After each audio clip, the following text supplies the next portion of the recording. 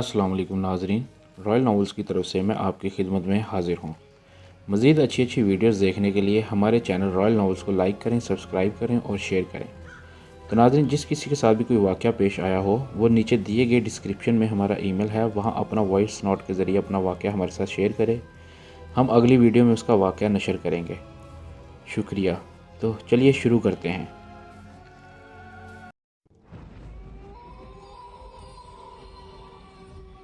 आज की कहानी का नाम है जादूगरनी। वकार की वालदा मिसेस अज़मत मुसलसल इसको पुकार रही थी, जबकि वकास हस्बे मामूल लंबी तान कर सोया हुआ था। इसकी वालदा इस पर बहुत हैरान हुई थी कि कैसे 5 वक्त की नमाज पढ़ने वाला इतनी लंबी तान कर सो जाता है। फजर की नमाज पढ़कर, बेटा उठ जाओ, 11 बज गए हैं। क्यों तंग कर रही हो मामा? वकार हस्बे मामूल नागवारी से बोला। सोने देना मुझे। मिसेस अज़मत ने आगे बढ़कर इससे कंबल छीन लिया और एक बार फिर इसको उठाने में कोशां हो गई, और वकार हस्बे मामूल आंखें मसलता हुआ वाशरूम की तरफ बढ़ गया। अज़मत बेग और मिसेस अज़मत की लव मैरिज हुई थी। इनकी 2 औलादें थीं, ताहम अज़मत साहब पहले से शादीशुदा भी थे। इनकी बीवी वफ़ात पा चुकी थीं, इसलिए इन्होंने मिसेस अज़मत से दूसरी शादी कर ली। इनके बड़े बेटे का नाम वकार और बेटी का नाम नादिया था, जिसे प्यार से सब ही नाजी कहते थे। इनकी ज़िंदगी मुकम्मल थी। वो सब ही खुशगवार और बेमिसाली ज़िंदगी गुजार रहे थे। अज़मत साहब का बिज़नेस कई ममालिक में फैला हुआ था, जिसे सिर्फ अज़मत साहब ही संभाल रहे थे। माल और जायदाद अज़मत साहब को विरसे में मिली थी। शादी से पहले मिसेस अज़मत एक ब्राह्मण हिंदू थीं, लेकिन बाद में इस्लाम का मुतालिया करने के बाद वो मुसलमान हो गई। इनके वालिद बचपन में ही मर गए थे। वो अपने 2 भांजों के साथ थीं। फिर इनकी मुलाकात अज़मत साहब से हुई। वो इस्लाम कबूल करके इनके निकाह में आ गईं, जिस पर इनके दोनों भांजों ने इनकी शदीद मुखालफत की। वो 23 जून का एक गर्म दिन था जब अज़मत बेग साहब की एक रोड एक्सीडेंट में अपने खाल के हकीकी से जा मिले। मिसेस अज़मत के लिए ये बहुत बड़ा सदमा था। फिर भी इन्होंने हौसला ना हारा और अज़मत साहब के बिज़नेस को संभाल कर अपने बच्चों की तरबियत में मशगूल हो गईं। लेकिन कुदरत को कुछ और ही मंजूर था। इस वक्त नाजी 3 बरस की और वकार 5 बरस का था। ईद उल फितर आने में एक ही दिन बाकी था। ये पहली ईद थी जो मिसेस अज़मत बेवा होने के बाद गुजारने वाली थी। वो सभी शॉपिंग के लिए गए। नाजी पानी पीने के लिए मार्केट से बाहर आई और रास्ता भूलकर अपनी फैमिली से बिछड़ गई। मिसेस अज़मत और वकार ने मिलकर इसको बहुत तलाश किया, मगर वो ना मिल सकी। आबादी से दूर वो एक सरसब्ज पहाड़ था, जिसमें एक गार बनी हुई थी। गार में इस वक्त रोशनी आ रही थी। यह रोशनी इस आग की थी जो इस वक्त गार में सोनाली ने लगा रखी थी, और एक इंसान को एक मंत्र याद करवा रही थी। अजीत, तू काला जादू सीख कर क्या करेगा? सोनाली ने पूछा। मुझसे ज़्यादा काले जादू की माहिर तो तू है, तू क्या करेगी? अजीत ने जवाब देने के बजाय इससे सवाल दागा। मैं तो शैतान आका की दासी हूँ। मेरी ज़िंदगी का एक ही मकसद है, अपना माजी जानना। मैं ये जानना चाहती हूँ कि मेरी माँ कौन है, क्या है, बाप का नाम क्या है। परंतु अगर शैतान आका ने मुझे ये बात फरामोश करने की आज्ञा दी तो मैं इनकी इस आज्ञा का पालन करूँगी, क्योंकि मैंने जब से होश संभाला है खुद को शैतान की दासी ही पाया है। मैं शैतान देवता की दासी हूँ और मैं इसकी सेवा करती रहूँगी। हाँ, तेरी वफादारी देखकर ही शैतान देवता तुम्हें नई नई शक्तियाँ देता है। कल ही इसने तुम्हें हवा में उड़ने की शक्ति से नवाज दिया है। हाँ अजीत, ये तो मेरे आका की कृपा है मुझ पर। वो मुझ पर बहुत विश्वास करते हैं। लगता है तुमको अमर होने का तरीका भी एक रोज़ बता देंगे। हाँ अजीत, अगर मैं अमर हो गई तो दुनिया में हर तरफ मेरे शैतान आका का ही चर्चा होगा और मैं दुनिया में हुकूमत करूँगी। इस तरह तू अपना माजी भी जान पाएगी। इसने सवाल किया। हाँ अजीत, मैं अपना माजी भी जान लूँगी। खैर छोड़ो, तुम जाओ, अब काफ़ी रात हो गई है, सुनामी ने कहा, और अजीत निकल पड़ा। डिफेंस में 2 महलनुमा कोठियाँ बिल्कुल आमने सामने थीं। एक अज़मत बेग साहब की और दूसरी राम गोपाल की थी। राम गोपाल नया नया पाकिस्तान आबाद हुआ था। اس کی بیٹی کا 2 برس پہلے دیہانت ہو گیا تھا۔ اس کی 4 اولادیں تھیں، ایک بہن تھی جس کی اب تک شادی نہ ہو سکی تھی کیونکہ وہ ایک ذہنی مریضہ تھی اور اس کو پاگل خانے میں ایڈمٹ کروا دیا تھا۔ رام گوپال کے سب سے بڑے بیٹے کا نام ارجن گوپال تھا جو کہ ایک کامیاب ہارٹ سرجن تھا۔ اس کے علاوہ اس کا اپنا ذاتی ہسپتال تھا۔ اس کی بیٹی کا نام رادھا تھا۔ رام گوپال کا چھوٹا بیٹا راج گوپال کالج میں BSc کر رہا تھا۔ دونوں بھائیوں سے چھوٹی پریتی گوپال تھی جو کہ 2nd ایئر میں پڑھتی تھی۔ سب سے چھوٹا پردیپ تھا جو کہ بہت ہی شرارتی تھا۔ عظمت بیگ کا ایک ہی بیٹا تھا کامران۔ دونوں خاندانوں میں مذہب کا فرق ہونے کے باوجود گہری دوستی تھی۔ کامران اور راج بیسٹ فرینڈ تھے۔ آج صبح سے ٹھنڈی ہوا چل رہی تھی، موسم بہت خوشگوار تھا۔ جب کامران راج کے گھر کی طرف گیا اور ڈور بیل بجائی تو پریتی نے دروازہ کھولا۔ کچھ لمحات ایک دوسرے کو دیکھتے دیکھتے گزر گئے۔ آپ کا تعارف؟ پریتی نے بولنے کی ابتدا کی۔ جی میرا نام کامران ہے اور میں ساتھ والے بنگلے میں رہتا ہوں، کامران نے بتایا۔ اچھا جی، تو میں کیا کروں؟ پریتی کو ایک دم غصہ آ گیا۔ دراصل کامران بول نہ سکا آپ کیوں تشریف لائے ہیں، بتانا پسند کریں گے؟ پریتی نے سوال کیا۔ میں راج سے ملنے آیا ہوں، کامران بولا۔ وہ کیوں؟ پریتی نے غصے سے پوچھا۔ اس لیے کہ کامران نے اتنا ہی کہا کہ راج ٹپک پڑا۔ اوے کامران، کیا ہوا؟ کیا کر رہا ہے تو یہاں؟ راج نے پوچھا۔ میں تم سے ملنے آیا ہوں، کامران بولا۔ تو باہر کیوں کھڑا ہے، اندر آ جا، راج نے کہا اور اندر لے آیا۔ پریتی حیرت سے دونوں کو دیکھتی رہ گئی۔ غار میں سے اونچا اونچا اشلوک پڑھنے کی آوازیں آ رہی تھیں۔ کالی دیو کامت بت کے سامنے 2 معصوم بچوں کی لاشیں پڑی ہوئی تھیں جن کا خون کچھ دیر پہلے سونالی پی چکی تھی اور اب اشلوک پڑھنے میں مصروف تھی۔ اچانک غار میں گھپ اندھیرا چھا گیا، بجلیاں چمکنے لگیں اور ساتھ ہی کالی کے بت کی آنکھوں میں ایک چمک آ گئی اور سونالی کا چہرہ چمک اٹھا۔ اس کی محنت رنگ لائی۔ بت کے منہ سے آواز آئی، اے تاسی، ہم تیری سیوا سے بہت خوش ہیں، مانگ تو کیا مانگتی ہے؟ اے اس دنیا کے دیوتا، سونالی کفر بکتے ہوئے بولی۔ سمندر، کائنات اور ہر شے کے مالک، اے میرے کالے اور شیطان آقا، میں اپنا ماضی جاننا چاہتی ہوں۔ مجھے وشواس ہے کہ آپ کوئی نہ کوئی اپائے ضرور نکالیں گے۔ اے چھوری، اس کے لیے تم کو بہت تپسیا کرنی پڑے گی۔ تمہیں ٹھیک لالن پالن نہیں مل پائے، پرنتو تو نے ہماری بہت سیوا کی ہے، اس کارن ہم تجھے اس کا اپائے بتاتے ہیں۔ تجھے 40 نوجوانوں کی بلی دینی پڑے گی۔ خیال رکھنا کہ آخری نوجوان چاند کی 14 تاریخ کو 12 بجے پیدا ہوا ہو۔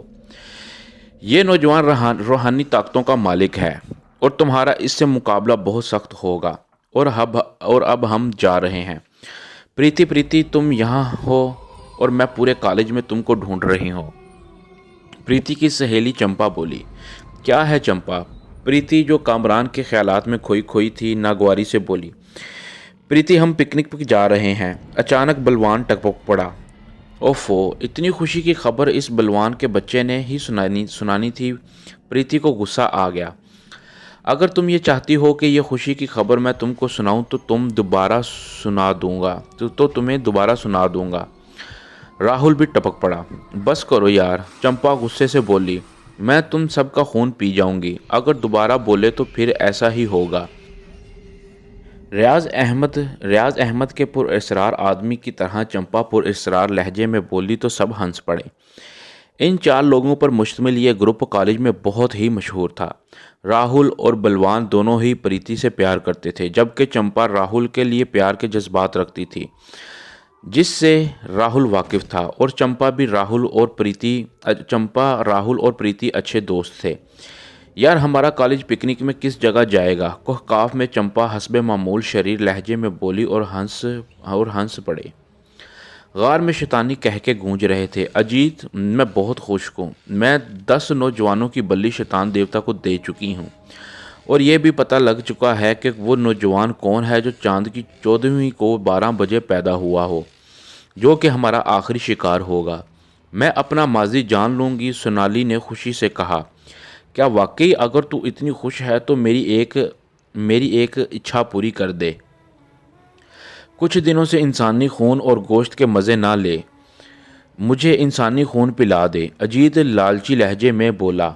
اچھا جلدی کر، سونالی بولی، اور ایک نہایت معصوم بچہ ان کے سامنے کھڑا رو رہا تھا۔ اجیت صبر نہ کر سکا اور اپنے نوکیلے دانت اس بچے کی نازک گردن میں پیوست کر دیے، اور بچے کی چیخوں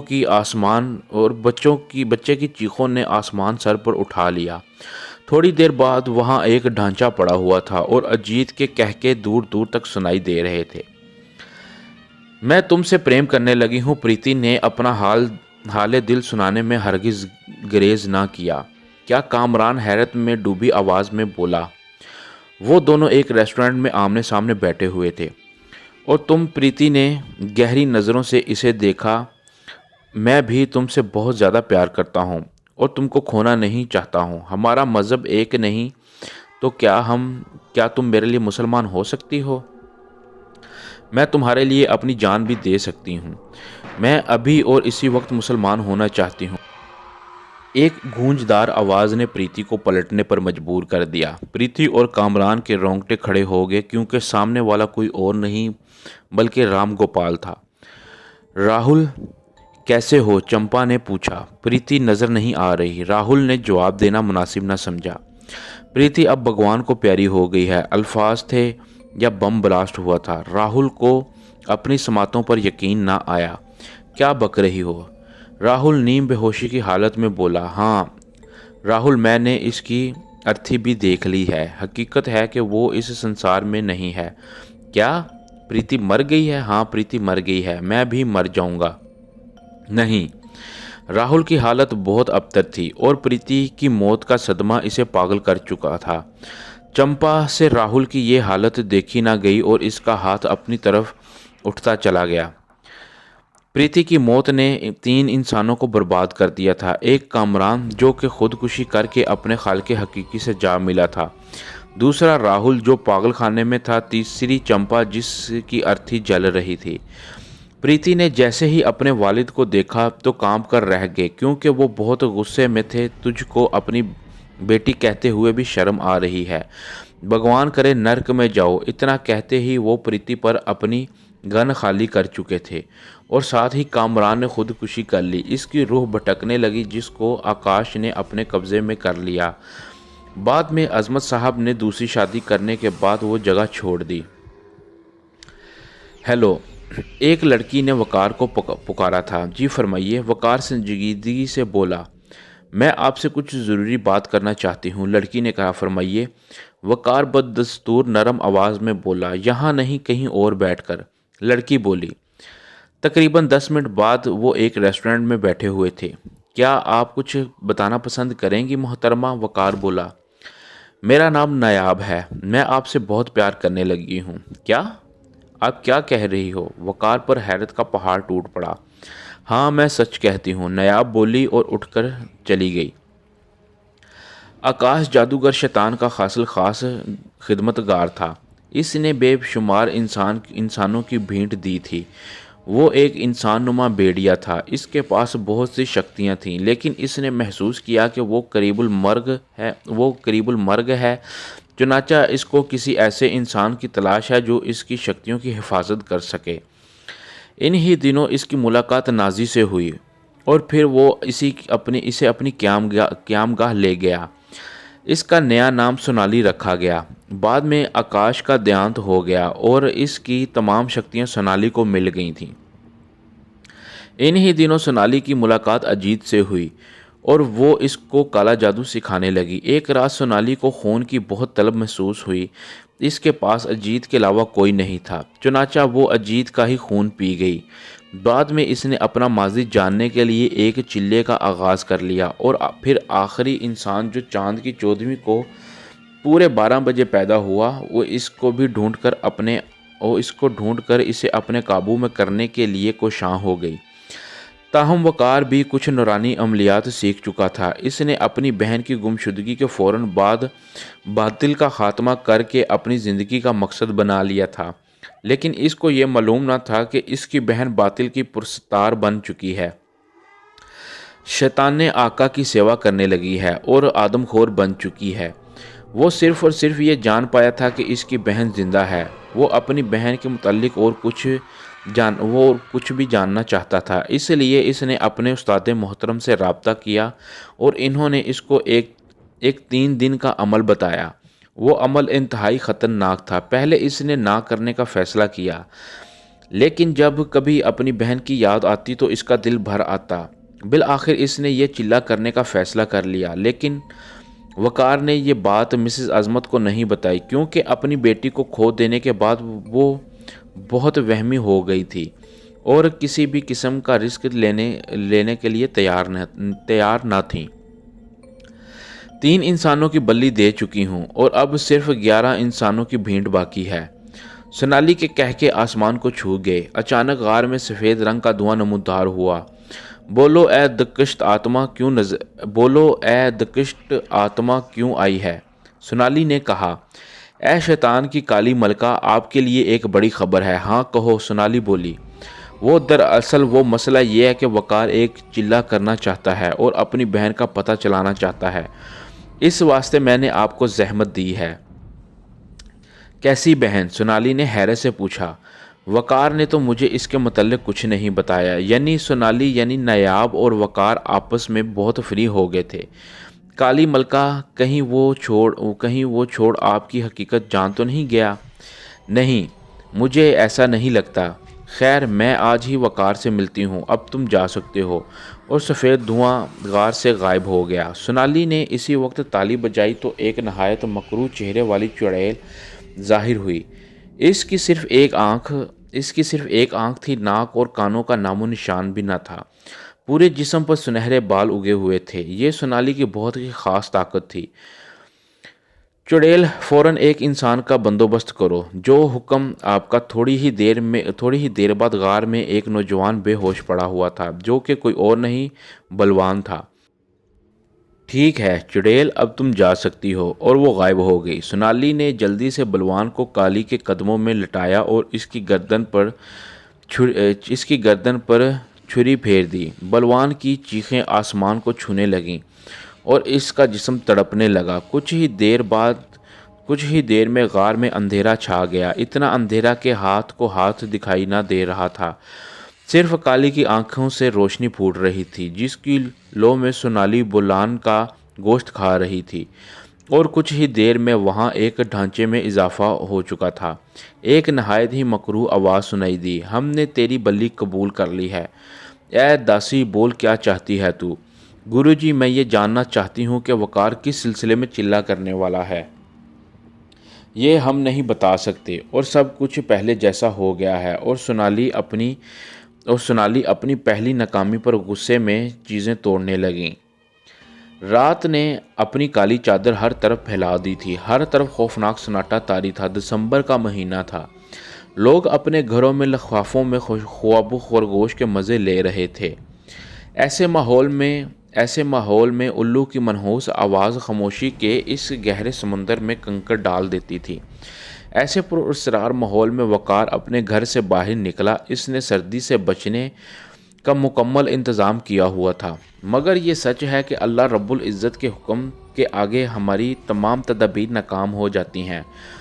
وہ قبرستان کے گیٹ تک آ گیا۔ گورکن گہری نیند میں تھا۔ اس نے ایک قدم بڑھایا تھا کہ اچانک ایک الو کی آواز میں چیخا تو بے حد ساختہ اس کی ٹانگیں کانپنے لگیں۔ اگرچہ وہ ایک بہادر انسان تھا، لیکن ایک ایسا مرحلہ تھا جس میں بڑوں کے رونگٹے کھڑے ہو جائیں، لیکن اس نے ہمت نہ ہاری اور ایک اور قدم آگے بڑھایا۔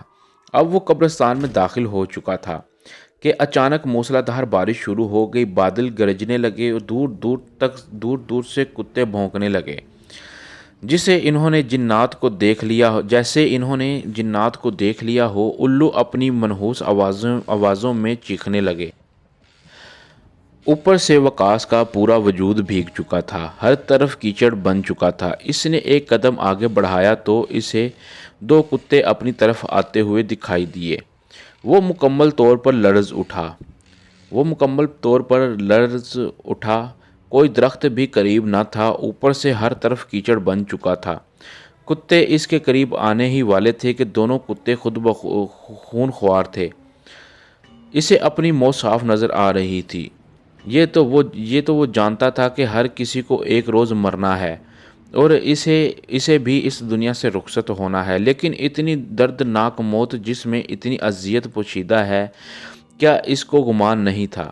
جب انسان مکمل طور پر بے اختیار ہو جاتا ہے، کچھ نہیں کر سکتا، بے بس ہو جاتا ہے، زندگی اور موت کی کشمکش میں ہوتا ہے، تب ہی اس کو اپنا خدا یاد آتا ہے۔ اس کے ساتھ ہی ایسا ہوا تھا کہ اسے خدا یاد آ گیا۔ اس نے آیت الکرسی پڑھ کر کتوں کی طرف پھونک ماری تو دونوں کتے غائب ہو گئے۔ بارش اب برف باری میں تبدیل ہو گئی۔ وہ گرتا پڑتا تڑپتا ہوا جیسے ہی گھر میں داخل ہوا تو اس کو کچھ تھکن محسوس ہوئی تھی۔ وہ اپنے کمرے میں چلا گیا اور کپڑے تبدیل کرنے لگا۔ ماما، ناشتے کی ٹیبل پر اس نے مسز عظمت کو پکارا۔ بولو وقار، میں سن رہی ہوں، مسز عظمت بولی۔ ماما، کل رات کو بہت برف باری ہوئی۔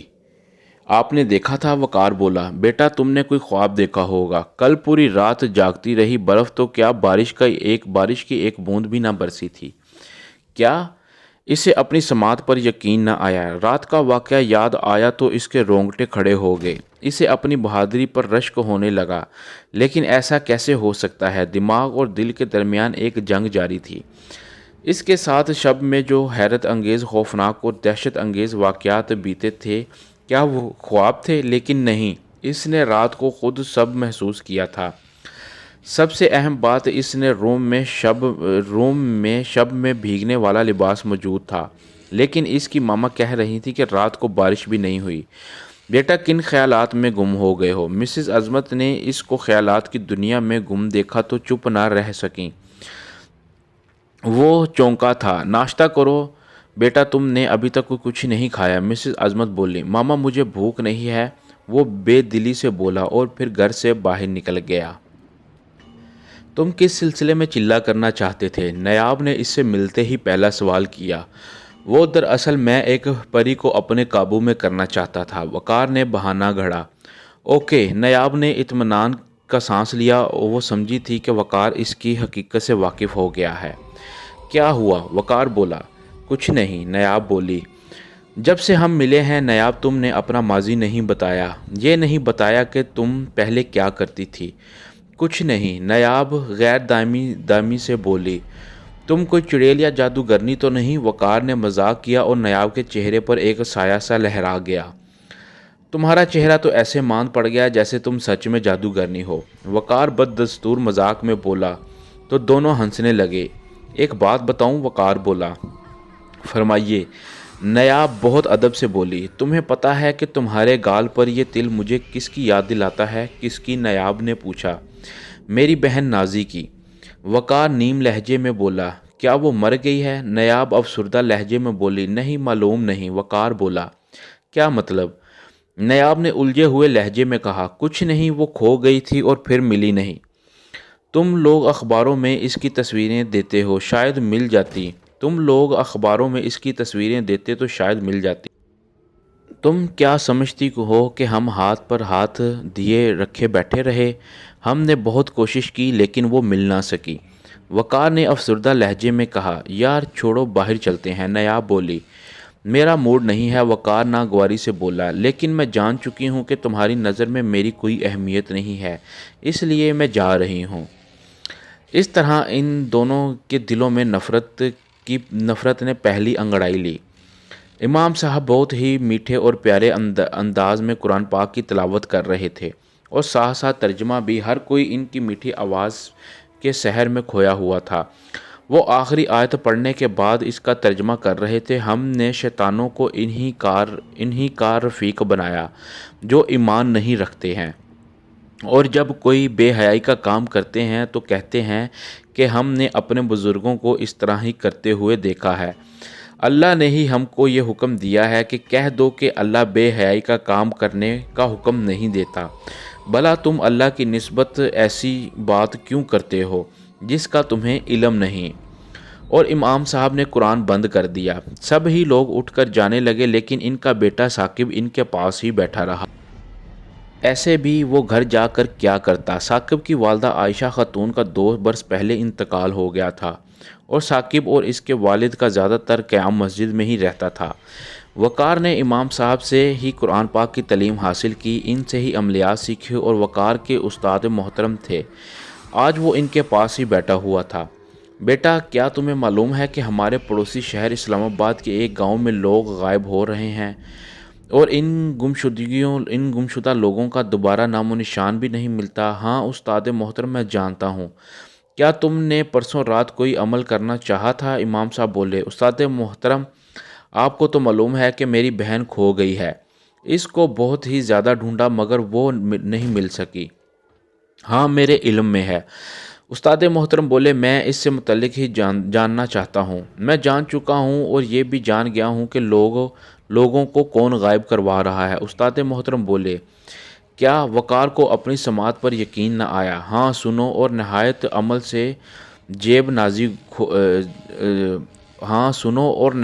عمل سے جب نازی کھو گئی تو وہ ایک جادوگر کے ہاتھ لگ گئی تھی۔ مرنے سے قبل اس جادوگر نے اپنی تمام شکتیاں نازی کو دے دیں۔ اس کا نیا نام سونالی تجویز کیا گیا۔ سونالی بھی اپنے ماضی جاننے میں کوشاں ہے۔ محسوس ہوئے ایسا کیسے ہو سکتا ہے؟ اسے اپنی قوت، اس کے لیے وہ بہت سے انسانوں کو قربان کر رہی ہے۔ اس کا آخری ہدف تم ہو، کیونکہ تم چاند کی 14ویں رات کو پیدا ہوئے ہو۔ میں نے 3 سالوں میں معلومات حاصل کیں۔ الفاظ تھے یا ایٹم بم، اس کو زمین و آسمان ہلتے اور سماعت پر یقین نہ آ رہا تھا۔ اس کی زندگی کا مقصد باطل کے پرستاروں کو ختم کرنا تھا، اور اب وہ کیا کرے گا؟ کیونکہ اس کی بہن ہی باطل کی پرستار تھی، وہ اس کو ختم کر پائے گا۔ اگر نہیں کرے گا تو اس زمین میں اس سے بزدل اور ظالم آدمی کوئی بھی نہ ہوگا۔ اس سے ماضی یاد آنے لگا جب اس نے خود سے استاد محترم سے ایک وعدہ کیا تھا، میں حق کا پرستار رہوں گا اور ہر حال میں شیطانوں کو شکست دوں گا، چاہے وہ میرے اپنے ہی کیوں نہ ہوں۔ قدرت نے اس کو ایک ایسے موڑ پر لا کھڑا کیا تھا جہاں آگے کنواں پیچھے کھائی۔ اسے کچھ بھی نہیں سمجھ آ رہا تھا کہ وہ کیا کرے، کیونکہ اس نے برسوں اپنی بہن کا انتظار کیا تھا، لیکن اب باطل کا خاتمہ اس کی زندگی کا مقصد بن چکا تھا۔ بیٹا، تم کیا سونالی کا خاتمہ کرو گے؟ بابا جی بولے، ہاں استاد محترم، میں اس کا خاتمہ ہر حال میں کروں گا۔ وہ پرعزم لہجے میں بولا، تو پھر ٹھیک ہے۔ یہاں سے مشرق کی طرف کالے پہاڑ میں ایک غار ہے جہاں سونالی کا قیام ہے۔ تم فوراً اس سے پہلے اس کا خاتمہ کرو تاکہ اس کا کرۂ ارض میں ایک ناسور خاتمہ ہو۔ ٹھیک ہے بابا جی، وقار نے بولا۔ وہ کالے پہاڑ کے پاس پہنچ چکا تھا۔ اس کو غار دکھائی دی۔ وہ اندر داخل ہوا تو اندر نایاب اور سونالی بیٹھی ہوئی تھیں۔ غار میں ایک طرف انسانی ہڈیوں کا ڈھیر لگا ہوا تھا، تاہم سونالی کا چہرہ ویسا ہی تھا، ایک طرف کالی کا بت نصب تھا۔ وقار، تم یہاں؟ سونالی بولی، ہاں، تمہیں حیرت کیوں ہو رہی ہے؟ تم اپنا ماضی جاننا چاہتی ہو؟ ہاں، لیکن تم کیوں پوچھ رہے ہو؟ اس لیے کہ میں جان گیا ہوں، اور وقار نے اسے سب کچھ بتا دیا۔ کیا تم میرے بھائی ہو؟ وہ اس کے قریب ہوئی۔ پیچھے ہٹ جاؤ، تم میری بہن نہیں ہو، کیونکہ تم نے لاتعداد معصوم انسانوں کا خون پیا ہے اور میں تم کو مارنے کے لیے آیا ہوں۔ ٹھیک ہے، تم یہی چاہتے ہو کہ میں مر جاؤں تو مر جاؤں گی۔ اور سونالی نے چھری اٹھا کر اپنی نبض کاٹ لی اور نیچے گر کر تڑپنے لگی۔ وقار، میرے بھائی، گڈ بائے، وہ مسکراتے ہوئے بولی، اور پھر اس کی روح نے اس کے جسم کو چھوڑ دیا اور وقار بے ساختہ رونے لگا۔ ختم شد۔ تو ناظرین، یہ تھا آج کا واقعہ۔ دوستو، واقعہ پسند آیا ہو تو کمنٹس کر کے لازمی بتائیے گا۔ اللہ آپ کے تمام گھر والوں کو ہمیشہ خوش و خرم رکھے، آمین ثم آمین یا رب العالمین۔ مزید اچھی ویڈیوز دیکھنے کے لیے ہمارے چینل رائل ناولز کو لائک کریں، سبسکرائب کریں اور شیئر کریں، اور بیل آئیکن پر کلک کرنا نہ بھولیے۔ اگر کسی کے ساتھ کوئی واقعہ پیش آیا ہو تو نیچے دیے گئے ڈسکرپشن میں ہمارا ای میل ہے، وہ اپنا واقعہ وائس نوٹ میں ہمیں میل کرے، ہم اس کا واقعہ اگلے دن اپنے ویڈیو میں نشر کریں گے۔ شکریہ۔